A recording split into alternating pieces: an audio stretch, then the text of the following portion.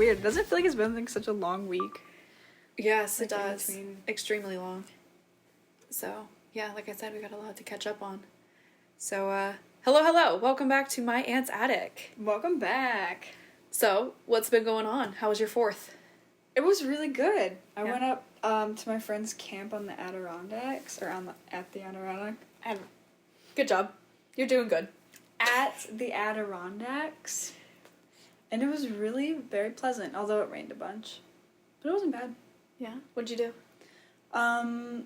There's like this lake up there called Shroon Lake, and they have like a little 4th festival kind of thing. So we just stayed there all day, like on the beach and stuff, and in the town. It was very decent. Very decent. I think that's the second time that we've done that. Maybe the third. Yeah. Do you have any, like, traditions that you like to do? No. No? Just hang out, chill, Yeah. eat good food? Well, I didn't eat a single thing. Why? Well, Why would you do that? 4th of July food is the best. It's like all American cookout. There was like no food. Like, we weren't at the camp, we were just out all day. And we tried to hit a bagel place on the way there, but then it was closed because it was the 4th of July. Say that again? A bagel. It sounded like you said big ol'. A big ol' place. And so then we went to a breakfast place, and there's not like a lot of breakfast foods that don't have meat in them, I feel like. So I got a bagel, and then they didn't have cream cheese. Do you like eggs? Do you not know? Sometimes I do, sometimes I don't. Depends on how they're cooked, or just Depends depending on on mood. My mood, yeah.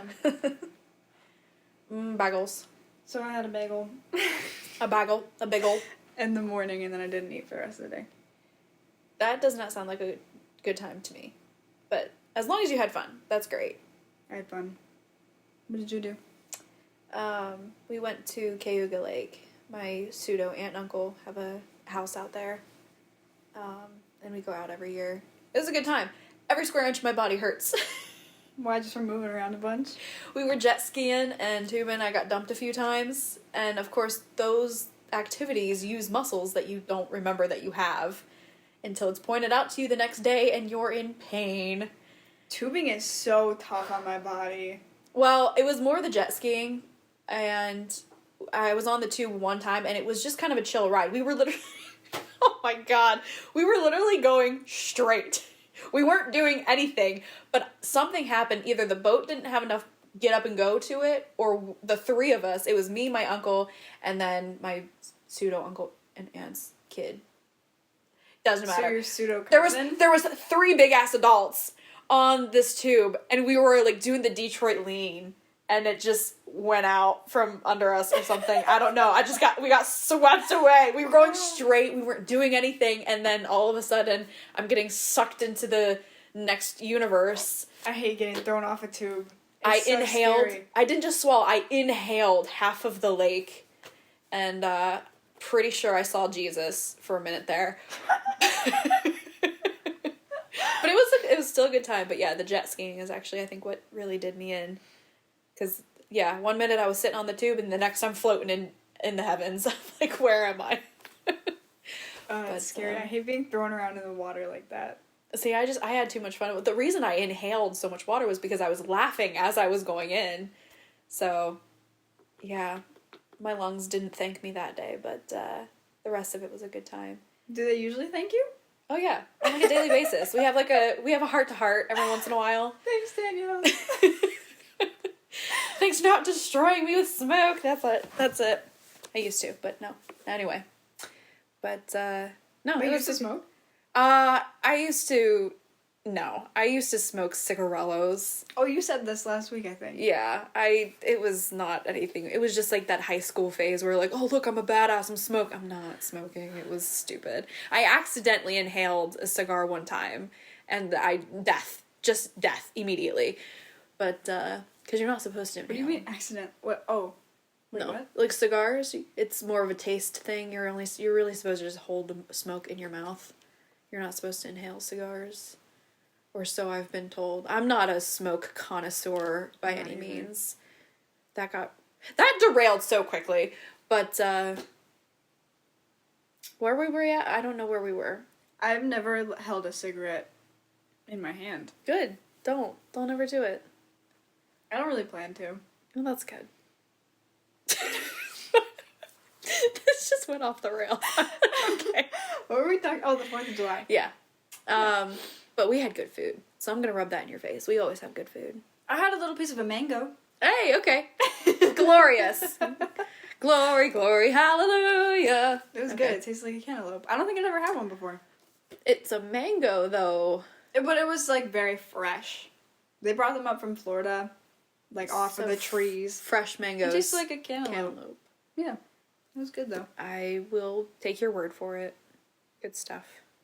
There's that good stuff again. I'm never going to be able to stop saying that. That's so stupid. So, on the 4th of July, there was, like, this parade of, like, floats. Yeah, a parade. So, a parade. There was this parade going through, like, this little street in the town. And this is really funny to me, but I don't know if you'll think it's funny. But there was one where it was, like, a pirate ship and everyone was dressed up as pirates. And one pirate had, like, a megaphone. And he was, like, telling pirate jokes or whatever. And so he goes, "Tell me, everyone, why did the pirate go to the Apple store?" And my mom and I started laughing so hard that we didn't hear the answer. I have no idea what the answer is. You guys suck. Oh my I have no idea. But the way he had so much, like, attitude and, like, sass and, and his megaphone. So, yeah. All right, people, comment down below. Why did the pirate Why go to did the the pirate go Apple to the Apple store? store? Oh, man, that is funny. I love that. I was thinking about it earlier, and I'm the worst storyteller, joke teller. Just, I'm terrible at it. No, And that's no, not true. it's so bad. Like, I don't know why it just always falls so flat. It's hilarious to me, but I can never describe exactly why it's funny. I find the stupidest things funny, but there's very particular reasons why I find them funny, but I can't figure out how to say why it is. And I'm just a terrible storyteller, I'm a terrible joke teller, and it's so frustrating. And I think I've told you before, like, my dad is a world-class storyteller. He is the funniest man alive. And of course I didn't inherit that. I inherited my mom's humor. Like, that sucks. But, I wonder what makes, like, a good storyteller. I don't know. Just, my dad's got it. He's just got it. I don't know. I tend to start laughing in the middle of it, which, depending on who I'm talking to, it either makes it funnier or it's just like, okay, get to the point. And it's usually, okay, get to the point. And I can't, because I'm My mom laughing too does hard that. about it. But that's what I'm saying. Like, it's so funny to me for particular reasons, but it's those particular reasons don't usually refer to other people's sense of humor. And it falls flat every time. Yeah, if something happens when I'm already, like, laughing and, like, in a goofy mood, and I try to tell that story and you're not, you know what I mean? Yeah. Like, you're not already silly, like, it's not gonna hit the same. But I'll start laughing about something. I almost do it in appointments. My client will be, like, half asleep, and I'll have to bite my tongue to keep from laughing out loud. I was like, oh my god, I swear to god, I'm not laughing at you. I'll just think about random stuff that's only funny to me, and I'll start giggling. I'm like, get it together. I've done that. Have you ever done that in church? Yes? Oh my god. I used to do that in church all the time. I would start laughing. So there's nothing better, though, than laughing, like, when you can't be laughing, because I think that makes it a million times funnier. Well, that's what happened exactly in church. We were... Here we go! I feel like I might know this one, but Probably. I think it's hilarious. We were kneeling in church, and my mom's stomach started growling so loud.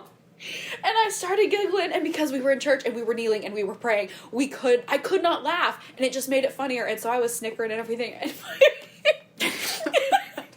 my dad reaches around my mom and biffs me in the back of the head. That's so good. I couldn't keep it in after that. I lost it. I was like, I need to go. Oh my god. But then, of course, the time that oh my god. That's the same thing that happened, though. It was. Stomach growling, can't laugh. It's way funnier. Oh my god. But no, the funniest part about it was your stomach growled bigger than you. Yeah. Oh my god. It was those copper top noodles, man. They were so freaking What did you say it good. was? You had bubble guts. Was Bubble it? gut. I think that's the funniest thing I've ever heard. And I think it's because I was trying to, like, hold it in that it made it worse. I just Better remember, out than in. I just remember my face feeling so hot and red in that moment. I was so freaking embarrassed. Oh man, but it was my fault that everything went down the way it did because well no, because I kept laughing and exactly what I said, like I keep thinking about it and I'll start giggling to myself even decades later. Of course that was only a few minutes, but I started giggling again because I thought about it and it just that was not a good day. Oh my god, that was so funny though. I think everyone just like, what? How did your stomach not swallow you whole? I'm sorry. I'm gonna stop. I don't know. I don't remember what it sounded like. I just remember that it happened. Just. That's funny. I had them again since then, and it didn't. I don't think it happened again. I always warn my my friend Natalie. She sits next to me in church, and I warn her. I'm like, just be prepared. It's gonna start growling. You can just feel it start to like build, and it's just like it's gonna rip roar here in a minute. Well, it wasn't like a growl like I was hungry because I had just eaten. I was like digesting. It was bubble guts. It was so weird. Well, anyway, shout out to Copper Top. Those noodles are so freaking good. It's the like Thai peanut noodles or something like that. But I get it without chicken. They're so good. I've never had it. I don't do peanuts very often.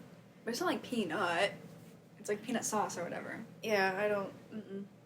Do you do like fries that are fried in peanut oil? I don't think I've ever had that. Like Five Guys? Is there peanut oil? Mm-hmm. Let's go to Five Guys. You gotta work. That sucks. That's so inconvenient. That's so inconvenient for me. I know. But we should go to Five Guys. If I it didn't was know a there was Wednesday. peanut oil. Yeah, that's why they got all those big bags of peanuts around. Oh! I thought that was just a atmosphere thing. I think it's both, I guess. I mean, it's a pretty big allergy repellent for some people. That kind of sucks. Good, natural selection. Keep them out of our places. Segregation. Oh my god! I'm just kidding. That went hard. I'm just kidding. Okay, alright. I could say the same about you vegetarians. Get out of my house. I don't really go to Five Guys anymore. No. I'd say not. No, I was looking at my friend. I was like, I literally have nothing. I have to go to the store. But the few things that I do have, I was like, well, if she's hungry, I could make her this. Huh, no, I can't. Oh, I could do this. No, I can't. Me? Yeah. Sorry. Inconvenient.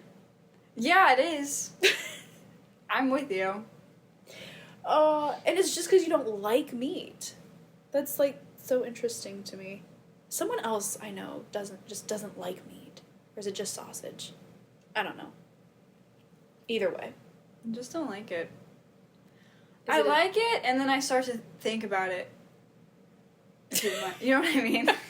No. And it's not like I don't. not like an animal cruelty thing. Like, I don't know. I don't want to like gross people out, but I'll just be like eating a burger, and I'll be like almost done with the burger, and then I'm like, oh, this is kind of gross. Well, I do think about it. If you look at, like, chicken, and if you pull it apart, and you see, like, the strands, I'm like, we're eating mussels. We're eating cooked mussels. And I'm very afraid of like. Is it mussels? I think it's mussels. Yeah. Yeah, it's the muscles of animals. And I'm like, that's weird. It's weird. It is weird. And I'm really afraid of like veins and like bone inside of something. Yeah. Or just like a piece that was like a little weird. Yeah. Well, I heard that on shrimp, the gray line, that's poop. We're eating shrimp poop. I'm good. I heard. I don't know if that's true. No, or I not, think but you're right. Yeah. And like it just. But then again, I guess like other nations, I always think about how, like, crickets are a delicacy in other countries, and I'm like, I don't know if I could ever get out of my mind enough to be able to do that. I could probably do a cricket. I don't know if I could. I had frog legs one time, and while they tasted fine, it was the texture, not even the texture, it was when I picked it up, they were bendy and still, like, hoppy. Do you know what I mean? They were still happy. Like, if you pick up a chicken wing, it's static. It's, like, it's not moving. Well, that's not the part that moves either. But, like, the joint of the frog leg still was it was well, hopping. you do that with crab legs. You can, like, move them and pinch them and... Yeah, I don't know why, but the frog leg really got to me. Because it was I get really in the shape of a frog leg still. It was hoppy. It was still hoppy. And That's I'm so like, sad. I don't Hop get how forever. I don't get how people can eat like octopus or whatever and it's still moving around. Like, what? Have that thing crawl back up your throat? I'm like, nope. There's a few things that I draw the line, and it's when things are still moving. I don't like clams. or Clams, mussels. oysters, nope. I used to like them when I was a baby, though. And guess what I called them? Chicken in a book. Say it again. Chicken in a book. It makes sense. Think about it. No, it doesn't. Yes, it does. It's in a book, aka the shells. Open it up. I thought it was chicken. God bless. That's incredible. I was really little, though, okay? Oh my god. I My know better brother now. used to call everything chicken. We'd be having like pot roast or something. This is good chicken, Mom. Not even close, bud. Not even close. I can't tell the difference a lot of time. I am a carnivore through and through. I love the meats. Okay. Oh my god. Anyway. The meats. Like, I'm obsessed with hot dogs. I What does Frank and Joe always call them? It's like eating a cigarette or something. Oh yeah, there's cigarettes in hot dogs. Dogs sucking season. How many dogs have you sucked this season? I've sucked a few. Damn. Yep. I am gonna miss corn dogs when fair time comes around. Why do you have to miss them? If you Because like I'm not gonna them, eat them. if you like them though, if it's like the one kind of meat that you do like, why not just cut out what you don't like? Or are you trying to be full vegetarian or like, yeah? Yeah. Head nods don't correlate. Oh yeah. I not nods head. So you want to be vegetarian? That's how I was before, as I just wouldn't eat what I didn't like. But then I was just like, oh, I should just like go all the way. So people stop offering it to me because most of the time I don't take it. I can understand that. Okay, that makes sense. That sucks, and I will never join you, but I get it. Maybe I'll have a corn dog. I don't know. We'll see what happens. I think on like special occasions when you're the one controlling the atmosphere, controlling like where you're getting your meats from. Wait, what? I'm just saying, like, if you go to someone's house, you just say, I'm a vegetarian, so they don't bother offering it to you. But if you're out at a fair and you're buying it and you're controlling it, That's a good point. then no one's there offering it to you, you're just buying it. So. I like that. Yeah. Yeah, we'll see. And plus, a lot of vegetarians have like cheat days or whatever where they don't or where they eat meat. So Wasn't there, like, it's vegetarians still eat fish a lot of times? Fish ain't meat. I think that's pescatarian though, isn't it? I don't know. I thought pescatarians were the ones that don't eat fish. No, pescatarian. You do eat. I have fish it all and you don't eat backwards. meat. You don't eat meat. Meat. You eat Male. fish. Okay. I got it all backwards. I don't know. I think we can. I We don't can know. look it up. You go for it. I just know that I'm a carnivore. I will always be a carnivore. No, what is it? Omnivore. A person who does not eat meat but does eat fish. Okay, gotcha. Do you know like this new word that's been going around TikTok, like lore? LORE, Yeah. like the lore. Like the lore of like, I don't know, like a fandom or whatever. Yeah. I mean, I went to like tweet something or something, and I said vor. Which is like a fetish when you like to eat people. what? Vor? I mean, I've heard of voyeur, Different. Let's look it up. like VORE. Mm-hmm. Isn't that cannibalism? Mm-hmm. So why would... But it's like a fantasy thing. You don't actually do it. You just like the idea. Let's read it. What? A rare sexual fetish where someone experiences sexual arousal from imagining, swallowing, or devouring someone whole. Whole. Just like unhinge the jaw. Yeah, yeah. Yeah. Full- That. Okay. I learned about it the other day, too. To each their own. I guess. I don't know where to go from here. Well, I just thought it was funny. Are you a... No! I was typing something about lore about myself. But I accidentally typed vor. Every time I hear lore, I just think of Supernatural. According to the lore. Let me figure out if I can see what the context is. Talk about something else. Oh, now you put me under pressure. I'm just kidding. You don't have to do all that. It was something about myself. I don't remember what it was. I was just like, oh, Mary Grace lore. I don't remember what it was. I don't feel like you can't have lore until you're like it's one of those things that's like sorry. When does it become classic? Is it just old or is it classic yet? There's that fine line. And I feel like lore has that kind of fine line. It's just like, is it rumors or is it lore? You know what I mean? I don't even think I know what lore actually means. Like, according to the lore, like the lore of the Mothman, or Bigfoot, that kind of thing. Loch Ness Monster. What are they called? Cryptids? All the different cryptids. The Wendigos and... According to the lore. Yeah, I just think of Supernatural. That was the entire first season, was like the monster of the week. And Sam would get on his... Where he had Wi-Fi. Literally anywhere he went. It was always great. The connection was perfect everywhere he went. And he would do his research and he would always open the conversation with, according to the lore. Now that I've said that 6 times. It doesn't sound like a word anymore. Nope. Don't remember what the context was, but it was about myself. What kind of lore you got going on over there? I think I was just dropping some like background information. I was like, ooh. You have Twitter? Yeah. I don't have Twitter. I have 40 followers. Hey! I have like 16 different Twitter accounts floating out there, but I don't remember the passwords to any of them, so I kind of kept remaking them because I was like, I'm going to use it this time, and then I didn't, and I never have. See, I'm old. I got on Twitter when it first came out, and everyone was still on like MySpace and Facebook when it started coming up, and everyone thought Twitter was so stupid. And me and a couple of my friends were like the first ones on it in our school because, you know, we're the hipsters, whatever. But people made fun of us. They were like, oh my god, Twitter's so stupid, what are you doing? And I'm just like, well, it's fun for us. And that blew up, and now I don't get on it anymore because I don't know how to use it.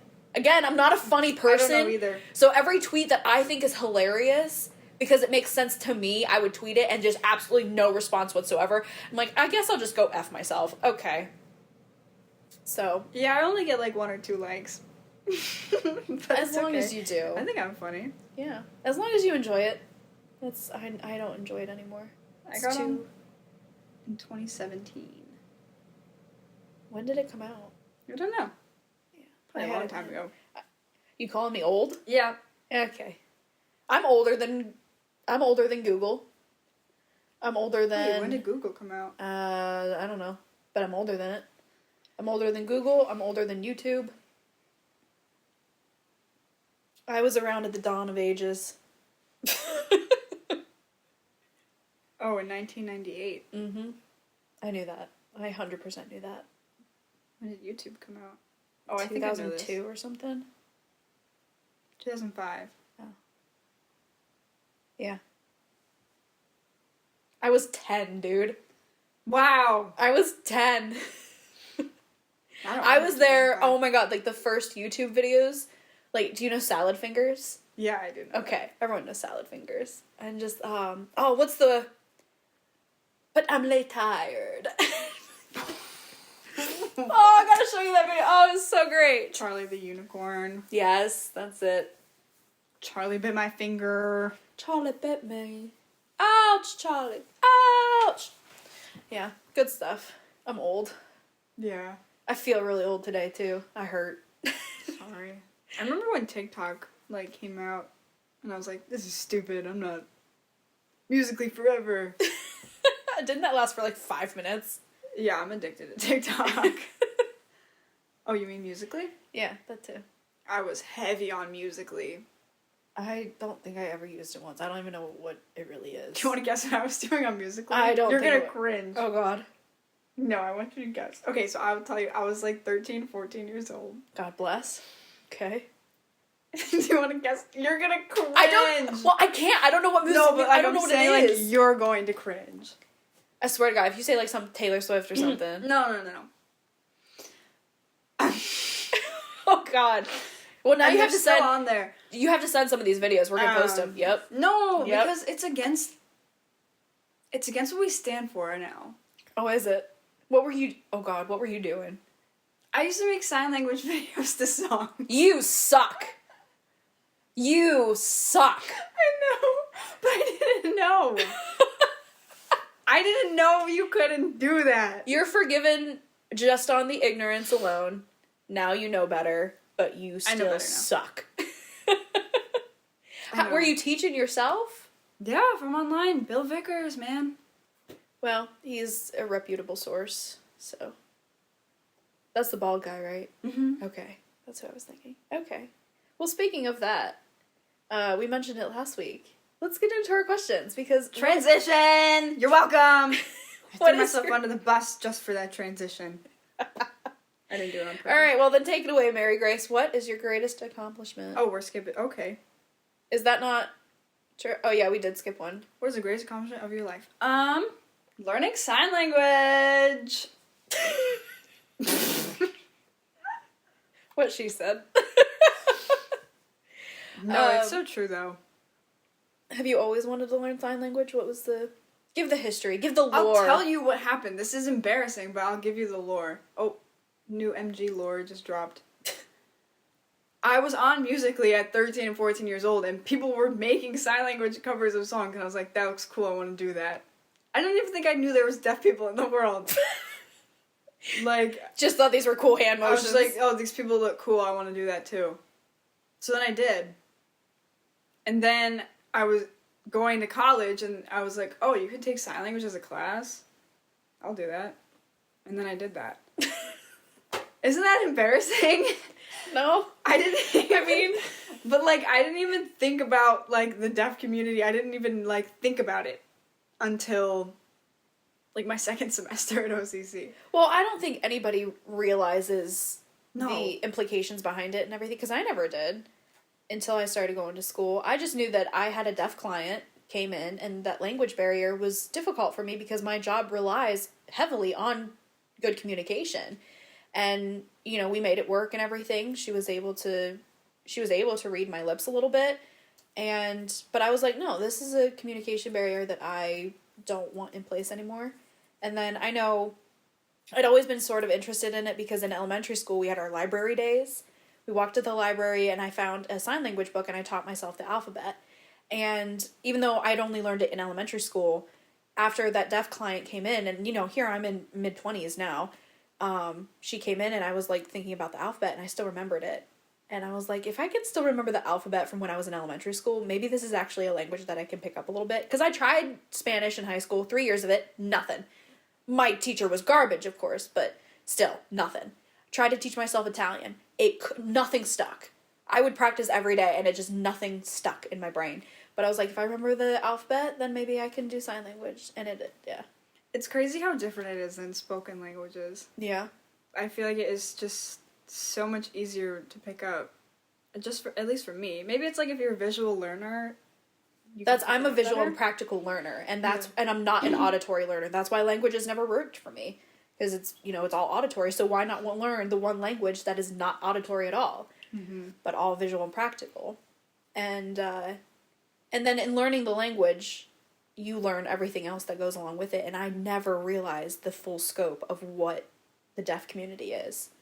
It's crazy. And the history behind it, the mass impact of it, and the historical impact that nobody ever talks about, like the whole Deaf President Now protest. Incredible, mind-blowing.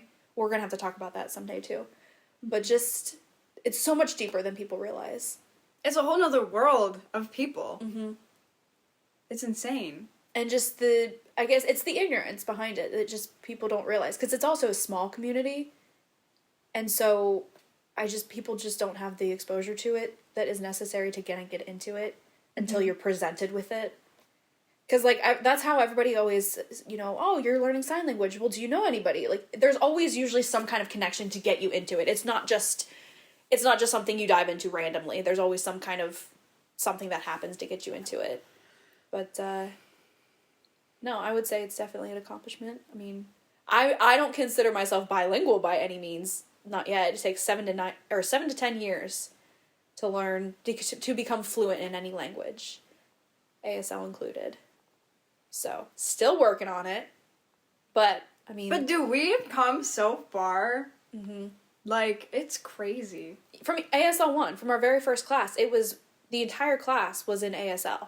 Mm-hmm. You know, we started, of course, with typing or writing things out and figuring out how to communicate with people on different ways, but it was, from the very beginning, it was all in ASL. I think that was the best thing. Full immersion. Is full immersion, yeah. For sure.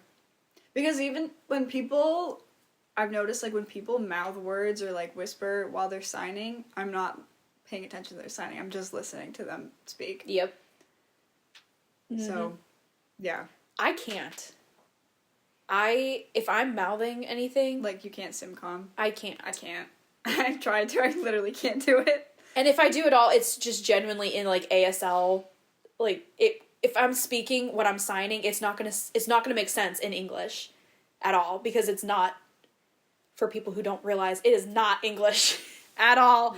It is not a word-by-word translation or anything. It is a full-blown language in and of itself.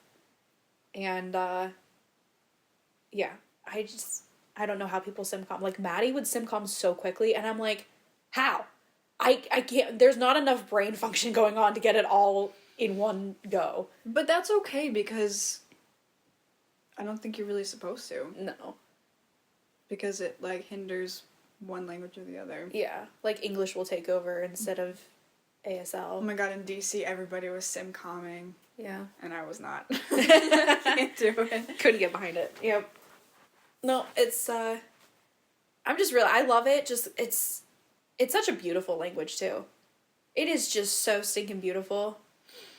And, I forget what we were watching, the news or something, and they had, up in the corner, there was an ASL interpreter, and my dad, and this was before I started school, even I knew, I was like, my dad was like, why are they so over the top? Why are they so dramatic with that? And I'm like, they're not being dramatic, that's the language.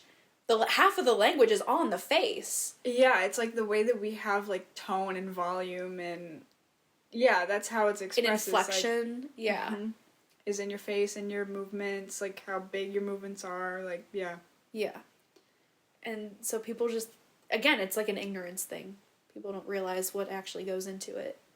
I think that's why a lot of the time on social media, hearing people will get more attention is because they're more easily digested by hearing people. True. You know what I mean? Yeah. Because so many hearing people blow up on, like, TikTok and Instagram for making, like, videos in sign language, but deaf people don't. And I think it's because people, they immediately, like, are put off or, like, judge, like, the way that it looks.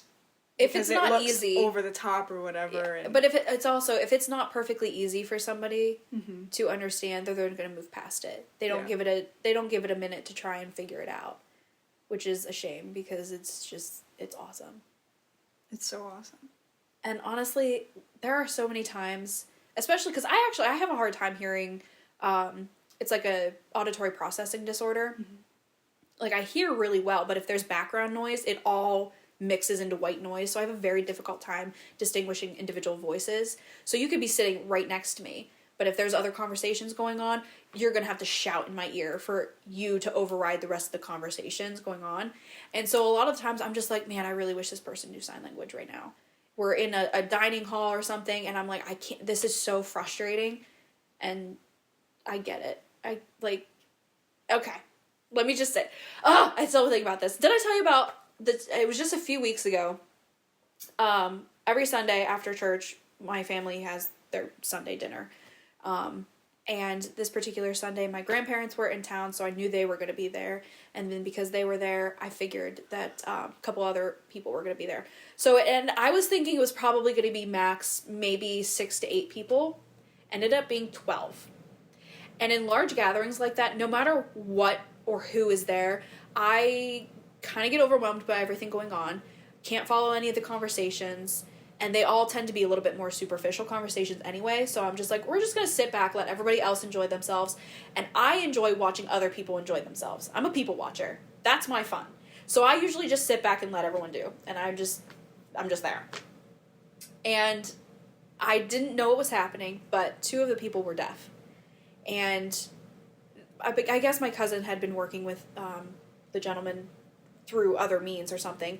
But I asked him, I was like, okay, they're deaf. Well, do they know sign language? And everyone was like, oh, I think maybe they didn't know. Because they've only ever tried to lip read with hearing people. Because no one knows sign language. But it's obviously their first language. Because as soon as they knew, like, I signed, we started having a conversation, and I'm like, these are signers. Like, of course they know sign language. It's like, this is their first language. And so I panicked, though. I was in full panic mode because I didn't know they were coming. It was dropped on me last minute. I didn't have time to mentally prepare. And of course, I don't have anyone else in my family to practice with, so I wasn't in ASL mode at all. And anxiety through the roof, couldn't remember anything. It was such a hard time. And again, because so many people, I tend to sit back, I kind of mentally check out anyway. So there I am. I'm trying my hardest to figure out what to say to these very, very nice people, and I can't think of anything. And then on top of not being able to think of anything to say, I can't think of the signs to say anything with. And it's just, everyone's shouting at me like, Danielle, interpret this. And I'm like, I'm not an interpreter! Stop! And I just looked at my grandma, because I was like mentally checked out. And my grandmother was telling me, as she's sitting literally right next to this woman, and she's like, Danielle, interpret this. Say the strawberry is put in the quart jar. I'm like, I don't know. What's the sign for strawberry? I can't remember the sign for strawberry, and how do I sign jar? And I'm sitting there, and I'm like blank faced, and I'm like trying to figure out all the signs. Then I look stupid. I know I'm just sitting there blank faced and looking stupid, and I'm sitting right across from them because, that friendly space, you want to sit across from people. And I'm like, I got nothing. And it was the most miserable experience. And I'm like, my cousin told me that he thinks that the woman that, the girlfriend of the gentleman that they know, I don't know if any of this is making sense, but she looked very nervous being introduced to the whole family. But then when she found out that I signed, my cousin said that she looked like she calmed down and she was at ease a lot. And I'm like, I don't know why, because I'm not doing anything. I can't think straight. It was a really awesome opportunity for me to be able to practice my ASL, but because of just all the chaos, totally checked out and missed opportunity. It was so frustrating. I get it. I think I do the same thing. And I think that's why I'm kind of avoided of going to, like, deaf coffee and stuff, because it's really overwhelming. I do. I mentally check out. And I don't know. And then you get, like, flustered and embarrassed, and then it just kind of spirals from there. But they're very open and welcoming people.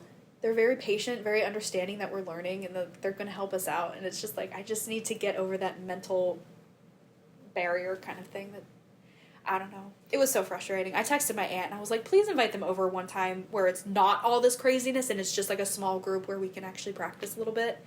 She's like, yeah, we'll make it happen. So we'll see. Yeah, but... Yeah. It's a lot of pressure, especially when people find out that you know sign language and they think that you're, like, fluent. Yeah.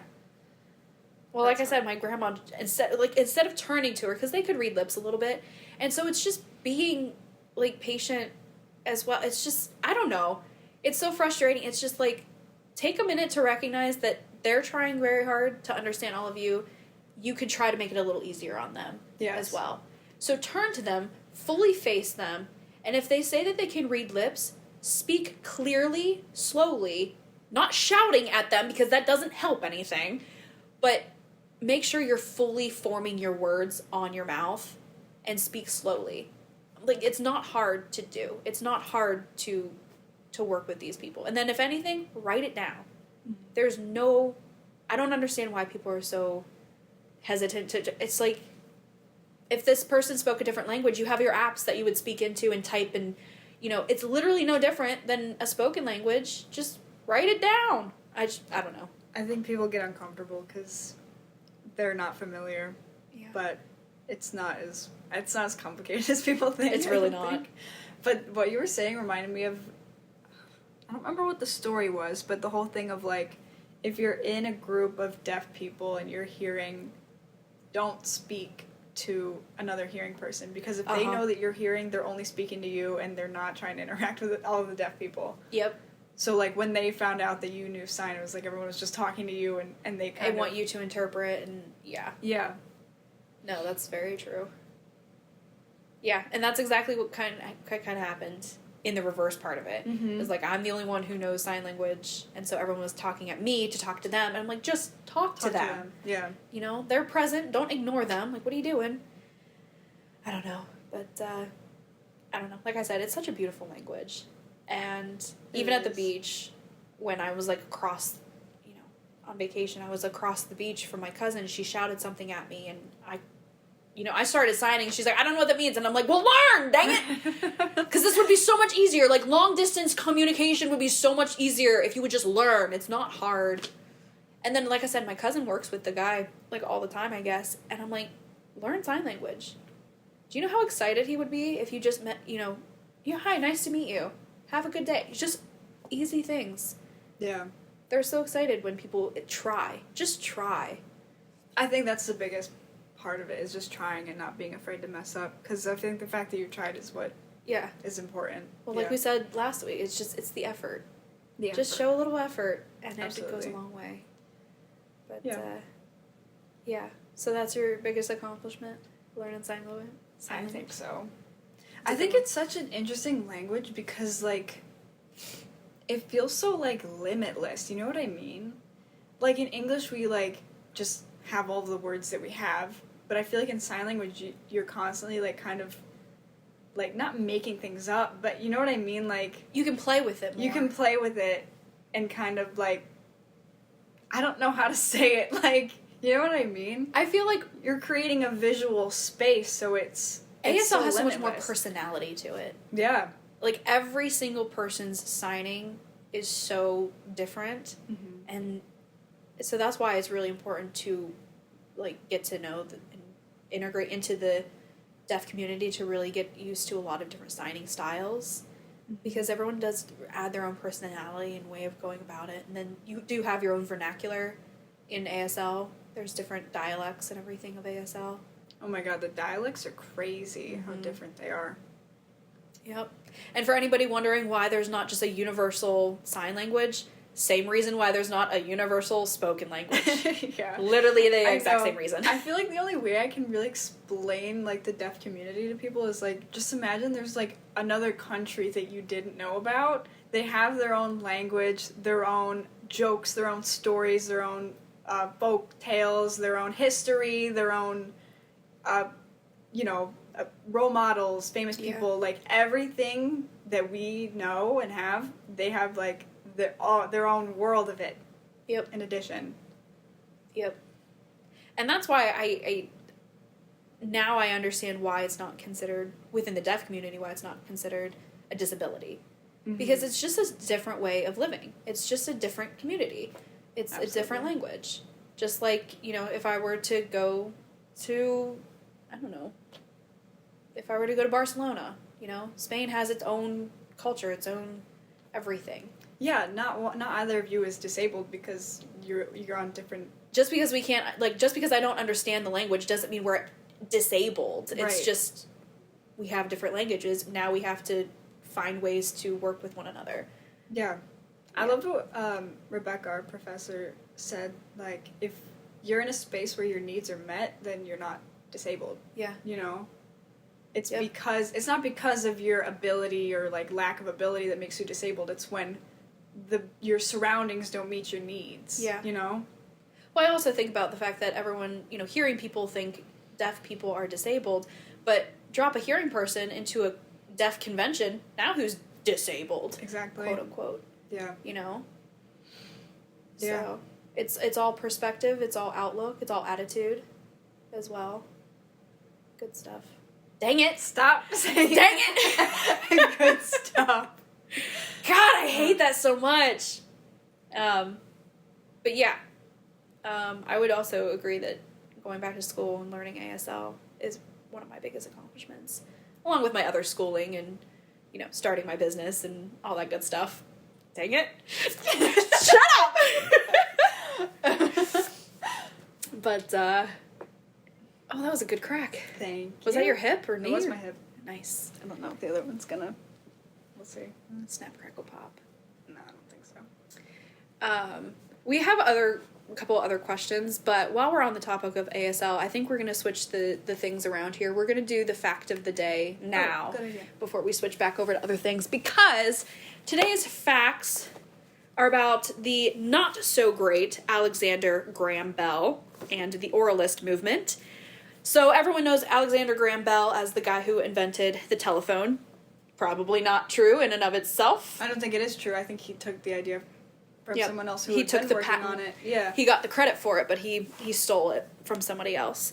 So, but here's a little bit more information on the shadier side of Alexander Graham Bell that a lot of people don't learn in history class because, again, epically lacking on deaf history in our regular school days and everything. So, Alexander Graham Bell ushered in the oralist movement. Oralism is a movement that promotes lip reading and speech and bans the use of sign language. Like his father before him, Bell spent his life studying the physiology of speech. Bell's father, Alexander Melvin Bell, was the creator of a universal alphabet called visible speech. Bell continued his work by using these methods to train teachers so they could teach deaf people how to speak. He used his prestige and fortune from a patent on the invention of the telephone to promote and endorse oralism in America. That patent today is being questioned as to its authenticity, meaning who really invented the telephone. So Bell was not only a strong proponent of oralism, but also feared contamination of the human race by the propagation of deaf people. Bell was a eugenicist and applied the study of eugenics to prevent the intermarriage of deaf people, despite the fact that both his mother and wife were deaf. He was a teacher of deaf children, a very skilled signer, and regularly socialized with the deaf community. In 1884, he published his infamous paper, Memoir upon the Formation of a Deaf Variety of the Human Race, because that's not a mouthful at all, dear Lord, in which he discussed various measures for preventing deaf people, whom he called undesirables, from procreating. His goal was to wipe out deaf people because he considered them a defective race. He went so far as to propose legislation to prohibit deaf people from marrying each other. It seems that his views on immigration, deaf education, and eugenics were intertwined.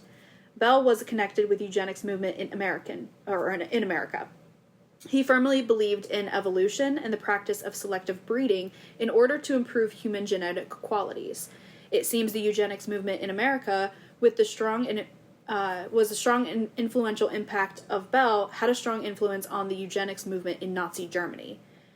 Finally, as a result of Bell's strong support and influence, oralism became the dominant method of instruction in schools for the deaf in America.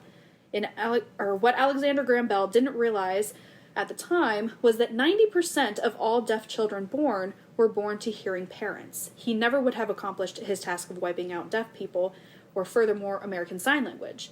Despite his efforts, ASL was secretly kept alive by deaf children in schools for the deaf.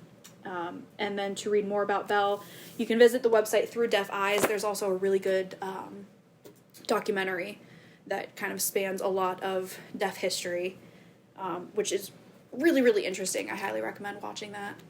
But he sucks so bad. And of course, this is the side of history that nobody talks about. Yeah. And the Milan conference, and like I said, the deaf president now protest, all really impactful moments in history that are never taught in school. So we'll have to get more into that, especially like the Milan conference. And yeah, I mean, Alexander Graham Bell's his attempt at literally eradicating deaf people, that oppression that they faced, that he created, has lasted even to today. Oh, absolutely. So it's like I said, the attitude is such a huge thing, and because of what he did, you know, the attitude toward deaf people became so negative that it infected every part of a deaf people's community and deaf people's lives, and then also spread to like the hearing community and how the hearing people viewed deaf people. And it's just horribly, horribly sad to see his influence in that direction. But again, we don't ever talk about it. No. I had no idea about any of it before school. I don't think people realize how badly deaf people are affected by not having sign language. Like, from the beginning. Yeah, the language deprivation. That, Yeah, a lot of deaf people don't have access to their first language, to their natural first language. Because of AGB's influence and that negativity toward, not being able to speak, his influence keeps people nowadays from having access to their first language, to their first natural language. And it's horrible because, again, like, it's such a beautiful language. And then everyone I always talk to, they're always just like, ASL should be offered in all the schools. And I'm like, okay, go to your local school, add this program, hire deaf people. Like, it's it's a whole lot of talk, but it's not anyone actually doing anything about it. Right. It's just frustrating. But again, the thing that kills me is both his mother and his wife were deaf, and he tried to eradicate deaf people. Oh, that's so sad.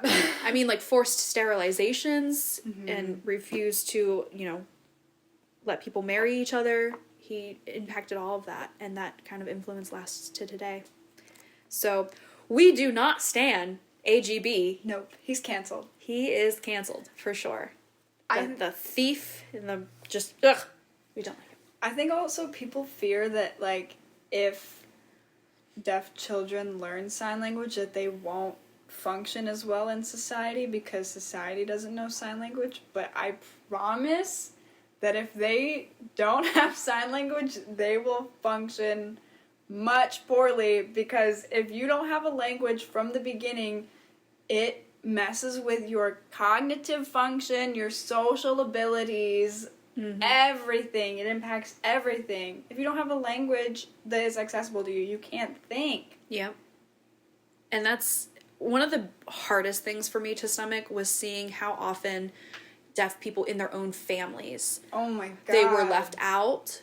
They are excluded from conversations because the family doesn't learn sign language. And so you're sitting at, the Thanksgiving table and everyone's laughing and having a good time, but then the one deaf person there's like, what's going on?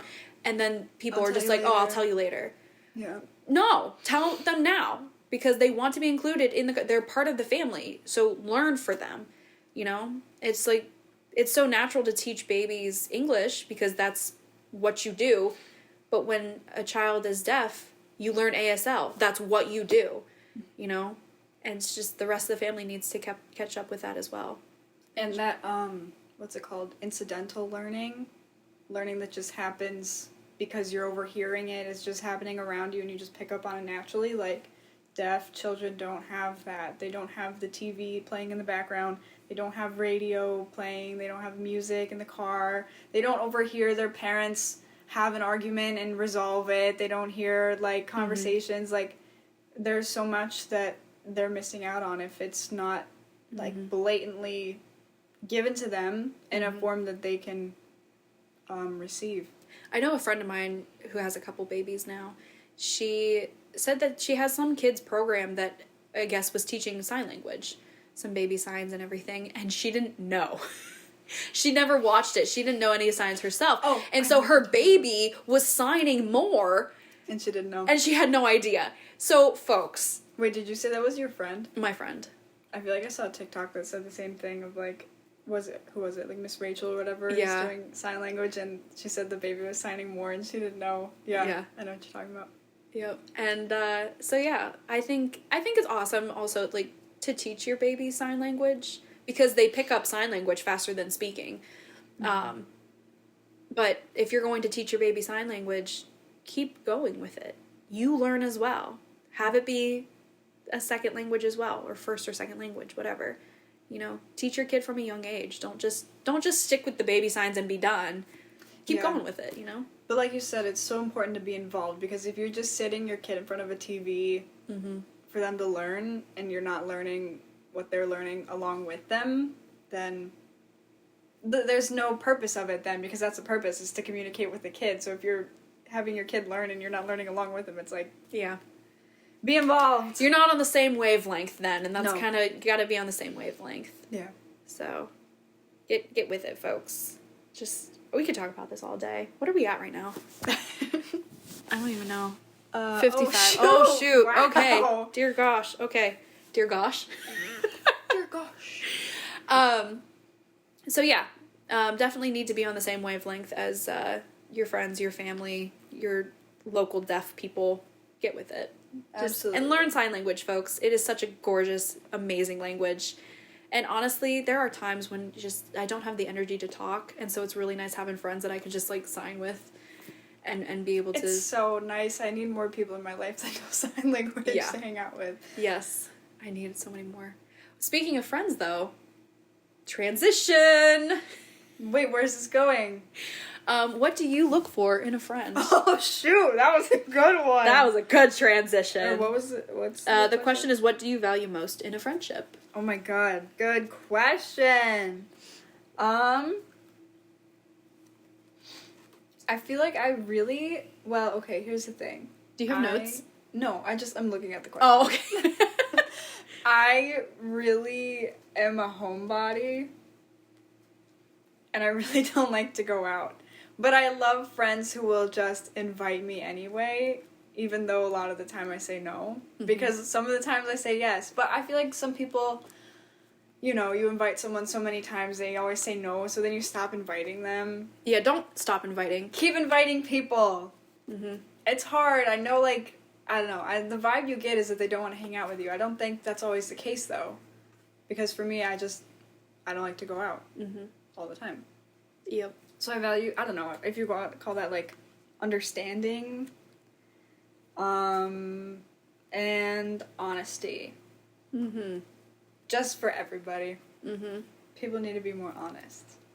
Because I can't read people. Just tell me how you feel up front. Yep. And we'll talk about it. It's hard, but yeah, for sure. That kind of goes into one of mine, which is genuineness and sincerity. And notice that kindness is not included in that, because sometimes you just gotta hate on someone real hard, but as long as you got a legitimate reason to hate on someone, go for it. Vent to me, lay it all out, whatever, as long as you're being sincere. I don't like passive aggressiveness. I don't like that.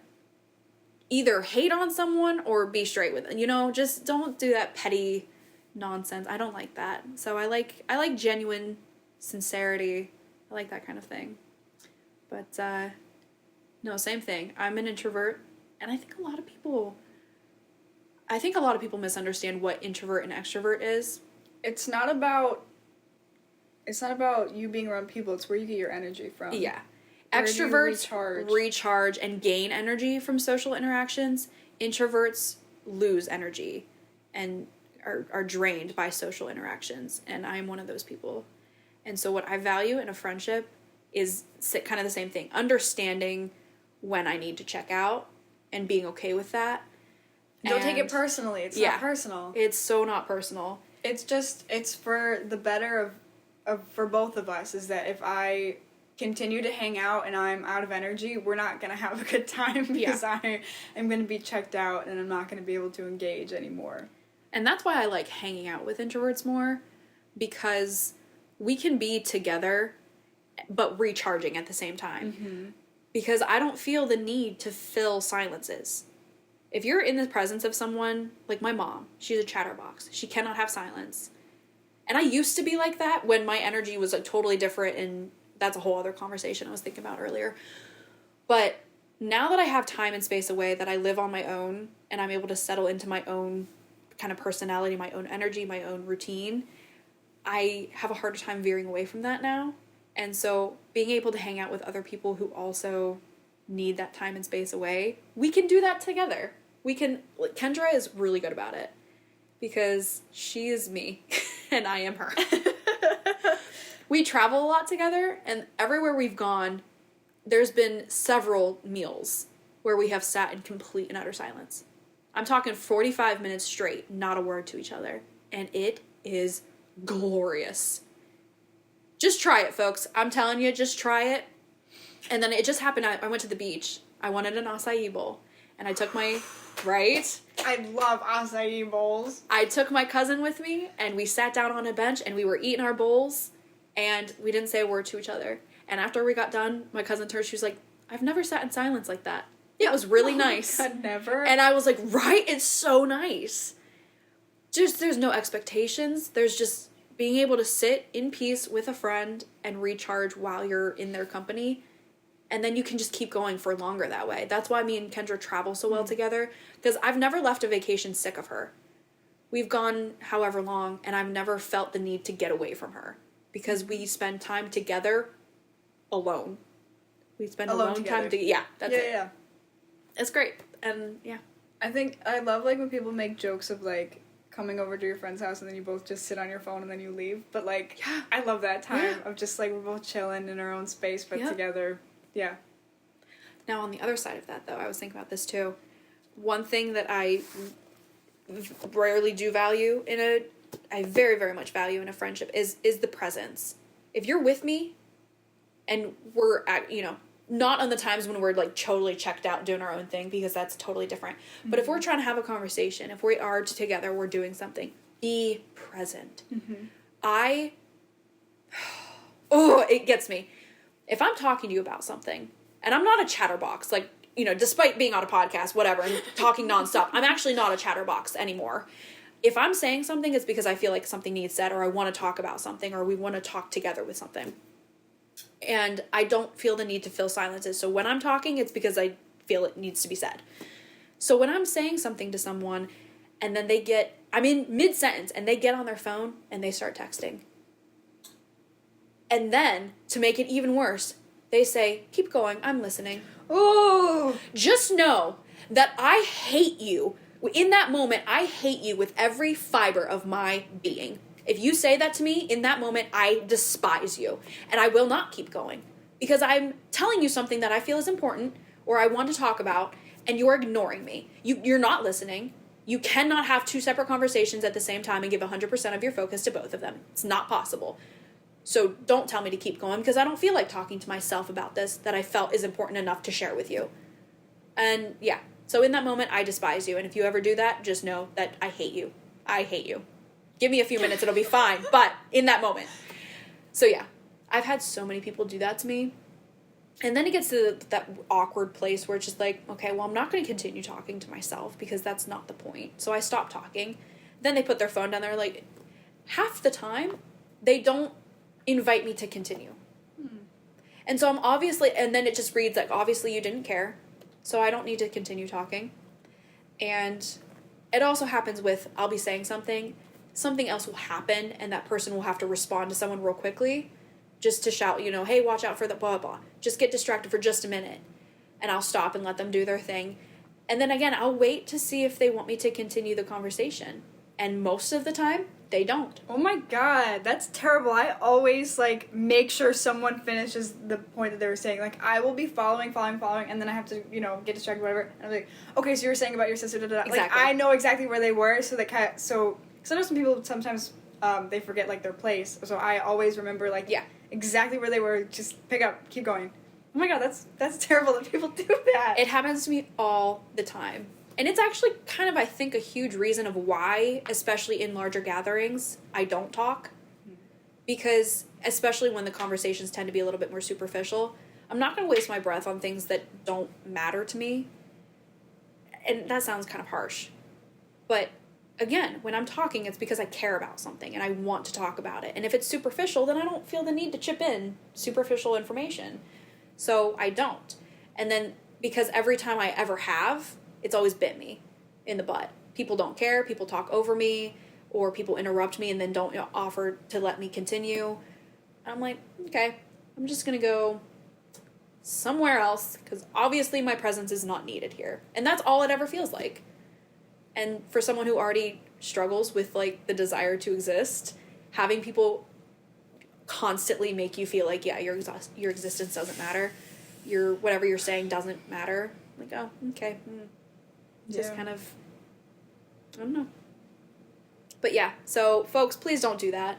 If someone's talking, invite them to continue talking, or even better, big group, you're talking, everyone's kind of starts having their own little conversations, you kind of peter off because obviously no one's listening. That one person that says, hey, continue, I was listening. God bless you.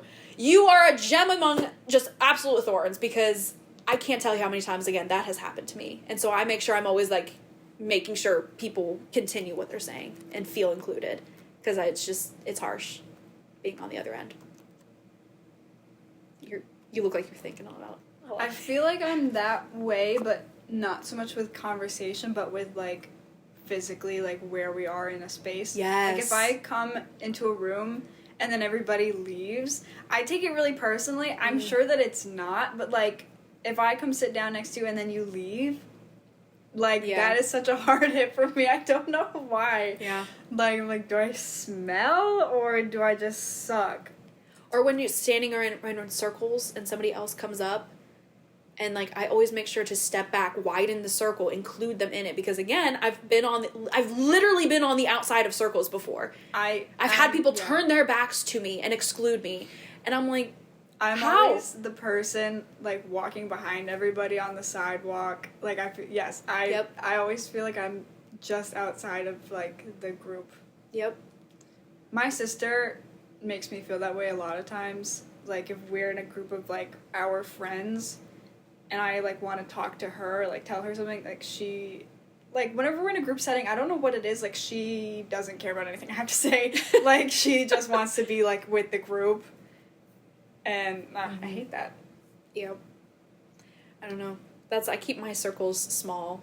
Mm-hmm. And then again, I don't like larger gatherings because it's just, you can't talk about meaningful things. No. And so I end up just sitting back and again, it's fun. I like people watching, don't get me wrong. Like, I enjoy myself, but I very rarely does it get to a place where I'm like, this is a good conversation. Like, it's always too superficial for me to really engage in it. Which, again, it's fine, depending on the situation. Sometimes the nonsensical stuff is great, but I don't know. I can't stand small talk, especially, like, one-on-one. Shoot me in the face before I have small talk, because this is awful. I hate it, and I'm not good at it either. Yeah. And it's simply, and I'm gonna come out and say, I don't care. I don't care. If I haven't talked to someone, like, this is so terrible. I'm really painting myself in a bad light here. I remember I was at my cousin's wedding, and distant somehow relation, my cousin's something. She was there, but she was the mom of a kid that I went to school with. And my mom was kind of talking to her, and I was standing there, and she turns to me, and she's like, oh, hi, Danielle, how are you? Blah, blah, blah. I'm like, I'm good. And I knew, like, societally speaking, I knew that the nice thing to do would be ask about her son, who I went to school with. But I don't care. I have not seen him since high school. Why would I care? I know he's alive. I know he's well. That's all I need. That's it. I don't care about anything else. I'm sorry. Not sorry. No, it's small talk that is just a waste of breath to me. So I did that exact thing, and it bit me in... Where did it bite me? Everywhere. It bit me the other day. I was at work, and it was just before closing, and I'm going to try to figure out how to say this without saying, like, names. The mom of someone I went to elementary school with comes in. She comes in, like, every couple months, so it wasn't like I hadn't seen her in a long time, but she was going, how's your mom? How's your sister? I'm like, good. And I'm like, oh, I should ask, how is Ashley, who I went to school with? So, oh, how's Ashley? And she goes, oh, she's good. We just went to Italy recently. And I was like, oh, that's so cool. And she goes, yeah, my husband decided to leave me for a model, so we took a little girls trip to go forget about it. So, and I thought she was, like, kidding. Like, I thought she was, no. She was like, yeah, it's actually really sad, but, yeah, what are you gonna do? it's like, I don't know what to do with my hands. And luckily, she just kind of kept talking until she left, so I didn't have to, like, say anything, but I was just like, oh. Yeah. Oh. Yeah. Jesus Christ. Like, I'm not a nice enough person. I just, again, I keep my circles small, and if you're in my circle, you're important to me, and I do want to know. I am really bad about keeping up with things because I'm very bad about out of sight, out of mind, kind of like object impermanence thing. So I tell, again, Kendra's really good about it because I told her, I was like, put yourself in front of me. I'm always down to hang out. I'm always up for whatever. I have to be reminded that other people exist because when I'm in my house, literally nothing outside of my house exists. The world is gone. And so I need to get better about that. I know it, but that's how I am. And she's very good about putting herself in front of me, inviting me places, and making sure to, like, every once in a while, like, send me memes, like, hey, I still exist. And I'm like, oh, yeah, I love you. Okay, cool. Let's do this. But, no, like, if you're not, and that's why I got on Instagram a while back, and I had, not that it was a lot, but I had, like, 200 some following and followers. And I was like, I'm a number to you people.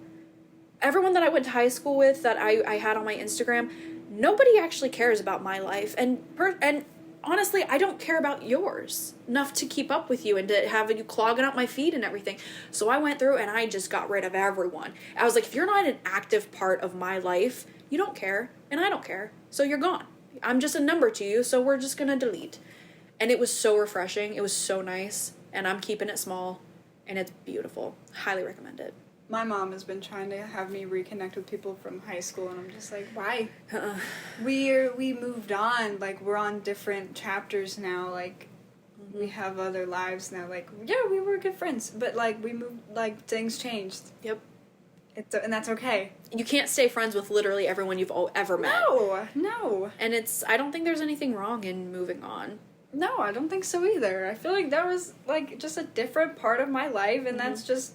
And I look at it fondly, and then that's it. That's as closest to it as I want to get. You know what I mean? Yeah. And that's why I have such a hard time with small talk, because, one, I have the memory of a goldfish anyway, so everything you're saying to me, because it's not an active part of my life, and actively going on and integrating into my life, I'm going to forget about it anyway. So why bother? And that sounds so terrible, but I'm just trying to be honest. It just doesn't affect either of us. So, small talk is not my forte. Mm-mm.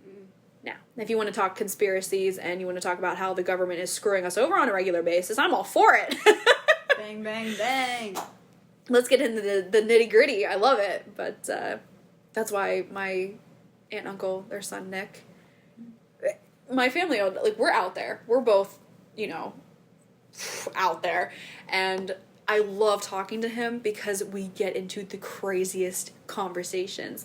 We were talking about time travel. We were talking about the endlessness of the ocean. We went to just parallel universes. We were talking about government, cults and everything. We were talking about all kinds of crazy nonsense. And I was like, I'm thriving right now. This is fantastic. Because if a conversation makes you think about the world, think about yourself, think about other people, think about your place in the universe, that's the kind of stuff I like. Yeah. I want to have my mind blown. I want to think about something to the place where it's just mind bending. That's a good conversation right there. Does he live in New York? Mm-hmm. We should have him on the podcast. Oh my god. That would be amazing. Oh my god. We should. Oh my god, he would love that. Yes. It's gonna be a wild. That would be a 2-hour special. Yeah, that would be. Sign up for the Patreon. No, wild ride. We're gonna probably have to put that under lock and key because we get into some epic conspiracies. Probably. Yeah, if we die. FBI files. Like, oh god.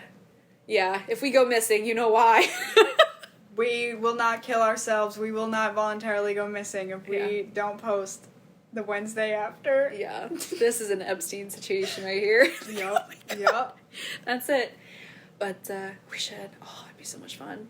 He's a hoot. He's a hoot and a half. We should have him on. Okay. Well, today we are, what are we at? An hour and 15. Yeah. So I think we should probably... Oh, wow. There was one other question. You want to say it real quick? You want to do it? What is it? What's something in your life that you haven't done yet? Is there something that you've dreamt of doing for a long time? Why haven't you done it? Go to Scotland. Why haven't you? Time, money, preparation. Just haven't done it. But I did promise myself for my 30th birthday, no excuses, I'm going to Scotland. Nice. So, and my family is from Scotland. On my mom's dad's side. I think my great-grandfather on my mom's side came straight over from Scotland. We're the Stuarts. Got to figure out the history and everything. And actually, I have this coffee table book about Scotland. And if I can find it real quick, there is, I'm pretty sure. Like I said, I haven't done any family history, so I have to figure it out. But there is one castle here. Let me see. While I look for it, what's yours? Oh, I've always wanted to sell my artwork, but I've been... I thought you were going to say sell your organs. I've always wanted to sell my organs, but nobody wants them.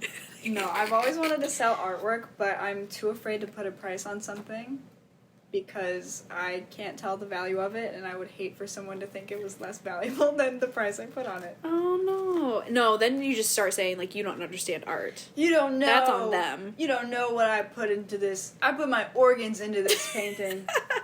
That reminds me of an episode of Criminal Minds where the guy was trying to get his art into a gallery and they were not accepting it because it just did not fit. And he was painting with human blood. The human blood of his victims. And yeah, I was like, that's disconcerting. That's awesome, but kind of impractical because wouldn't it all turn out brown? Yes, it did. And it was not pretty. Yum. It is not good stuff. But you should. That reminds me of an iCarly episode when Spencer's trying to get his sculpture into a museum. They, like, don't let him, so he just puts it in there, I think. He just... I love it. Where is this castle? I'm gonna have to post... Oh, hey, look, there's the Hogwarts train. Okay. But I'm not gonna be able to find the picture. I'll post it maybe later on. But there is a castle in this book here that used to belong to the Stuart clan. And back in like 1409 or something like that, it was lost in a drunken bet to Clan Campbell. And I'm like, I don't know it yet, but I'm pretty sure that's my family. I love that story. That is the kind of thing that my family would absolutely do. They lost a castle in a drunken bet. But the fun thing is that castle was also used in Monty Python in the Holy Grail as Castle Arg. Yeah. That's awesome. Yeah. So that's some Scottish history there for you. But yeah, going to Scotland. Very cool. And we will sell your art. We will travel the world together and sell your art. All right. And organs. I like that idea. Oh. I'll need my organs. You were ready to give up both of your kidneys for me. Most of... Oh, yeah, I don't need those. I don't even know that I have them. I don't even think I know where they are. I knew where they were when the nurse punched me, though. Yeah. Oh, my God. That hurts so bad. Yep. That's funny. Okay. So, what am I? I'm 27. I'm going to be 28 here in the next few months. So I've only got a couple years to get my life together enough to get over to Scotland. How together do you gotta be? Just make it spontaneous. I don't have my passport. I don't have one either. My passport expired a couple years ago, I think. 1 or 2 years ago. Okay, so there's this story. I was ready to go to... It was in high school. I was chosen for the People to People Student Ambassador Program. And it was this whole thing. We had projects we had to do. We had to do research. It was this whole big thing. But at the end of all of the work, we were going to take a European trip for 3 weeks to Ireland, Belgium, Wales, Netherlands, France, and England. 9 days. 9 days before we were set sail. I broke my arm and could not go. Yeah. So. You could have gone with a broken arm. I had to have surgery. No That's way. where this scar came from. Shoot. I got a plate and 6 screws, and I almost lost the use of my hand, and Then all I that don't good know if stuff. I'm going to Scotland without my organs. I don't know if I'll make it if you couldn't go with a broken arm. Yeah, they were not letting me go, so I missed out on all that. That's so sad. I'm so sorry. A little bitter about it. A little bit. I would be. So, gotta get over there eventually. But yeah. Okay. Now we have plans. Perfect. Are you gonna go to New Orleans with me? Possibly, I would like to. Don't say possibly. Well, I have to check in on some things. We're gonna do it around. Can I bring my organs? Yeah, you can bring them. Sorry. You can bring a couple extra if you want as well, just in case. Extra! Oh yeah, like the spare ones I keep in my garage. Exactly. The ones you paint with, right? Ew, that's so gross. Alright, we gotta end this. This is ridiculous. Alright.